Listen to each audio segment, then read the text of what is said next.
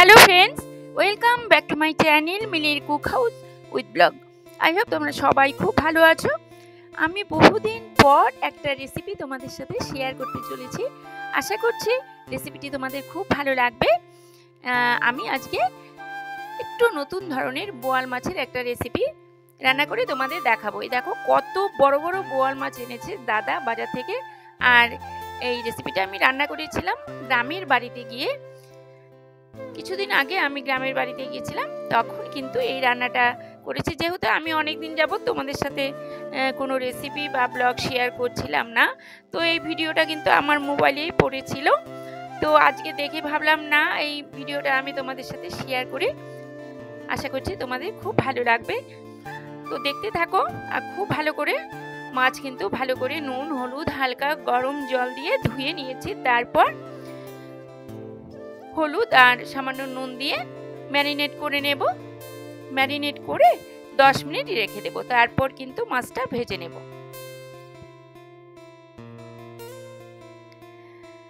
আমাকে কে কে তোমরা মিস করছো তোমরা অবশ্যই জানাবে। সেই বহুদিন ভাবছি ছেড়েই দেব, কিন্তু না, আবার ভাবি চ্যানেলটা যখন আছে দেই তোমাদের সাথে। কিছু তো মেমোরি রয়েই গেছে। ভালো করে হলুদ আর নুন মাখিয়ে নিয়েছি। আর এদিকে আমি পেঁয়াজ, একটা টমেটো আর কাঁচা লঙ্কা, 2-3টে কাঁচা পাকা লঙ্কা কেটে নিয়েছি। ঠিক এভাবে কেটে নিয়ে এদিকে কড়াটা বসিয়ে দিয়ে মানে তেলটা কিন্তু খুব ভালো করে গরম হওয়ার পর তারপর মাছ ভেজে নেব, না হলে কড়াতে লেগে যায়। ফ্লেমটা কিন্তু কমিয়ে মাছ ভেজে নেব, মানে প্রয়োজন মতো বাড়াতে হবে আর ফ্লেমটা কমাতে হবে। আর ফ্লেমটা কমিয়ে মাছ ভাজলে কিন্তু আর ফুটবে না। ঠিক এভাবে ভেজে নিয়েছি একটা মাছ। সেম প্রসেসে আরেকটা মাছ ভেজে তুলে নেব। আর রান্নাটা কিন্তু আমি একটু অন্যরকমভাবে করব। আর এখানে এই যে সর্ষের গুঁড়ো প্যাকেট দেখতে পাচ্ছ, 5 টাকা দামের প্যাকেট, পুরোটাই আমি কাপে গুলে নিয়েছি। আর মাছ ভাজার তেলেই কিন্তু আমি 4-5টা গোটা জিরে দিয়ে ফোড়নটা দিয়ে নিলাম। তারপর এই যে কেটে রাখা পেঁয়াজ টমেটো আর কাঁচা লঙ্কা দিয়েছি। দিয়ে এবার কিন্তু কষিয়ে নেব।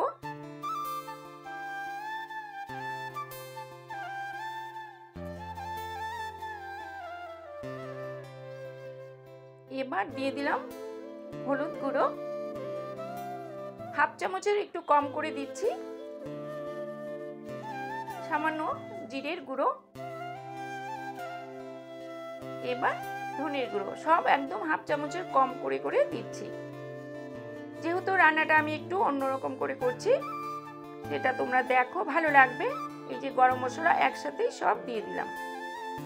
দিয়ে এবার ভালো করে কষিয়ে নেব। সামান্য জল দিতে হবে।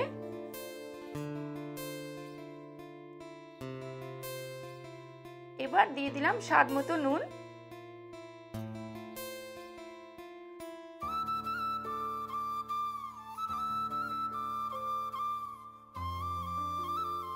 এবার 1 থেকে 2 মিনিট কষিয়ে নেব। এই কষানো মোটামুটি হয়ে গেছে। আর জল যে দিয়েছি সেই ভিডিওটা আমার স্কিপ হয়ে গেছে।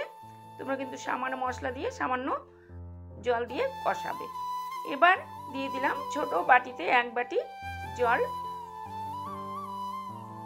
আর আমি কিন্তু একটু কম তেলে রান্নাই প্রেফার করি। আর কম তেলে রান্নাই করে থাকি, চেষ্টা করি, কারণ তেল খাওয়া তো মোটেও শরীরের পক্ষে ভালো নয়। তো যতটা পারি কম করে তেল দিয়ে রান্না করার চেষ্টা করি। আর তেল দিয়ে রান্না করলে কিন্তু খেতে ভালোও হয়। এই দেখো এবার মাছ দিয়ে ভেজে রাখা মাছগুলো দিয়ে দিলাম। মানে 2টো মাছ, আজকে 2টো রান্না করব, পরে আরেকদিন, মানে কারণ আমরা এখানে দাদা আর আমি দুজনেই আছি, তাই 2টো মাছই রান্না করলাম। এবার 1-2 মিনিট জাল দিয়ে রান্নাটা করে নিয়ে তারপর এই যে গুলে রাখা সর্ষেটা দিয়ে দেব। মানে তোমরা বেটেও রান্না করতে পারো।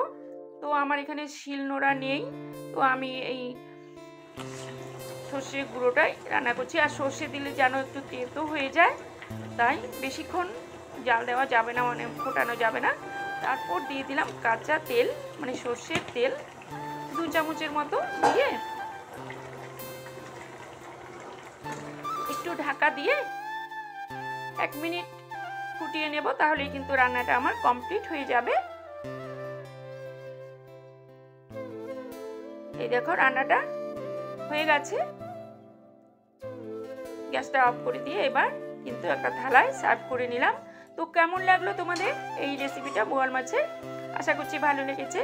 ভালো লাগলে আমার চ্যানেলটিকে সাবস্ক্রাইব করে আমার পাশে থেকো, আর বেল বাটনটি ক্লিক করে রাখবে, তাহলে আমি যখন কোনো নতুন ভিডিও আপলোড করব সবার প্রথম পেয়ে যাবে।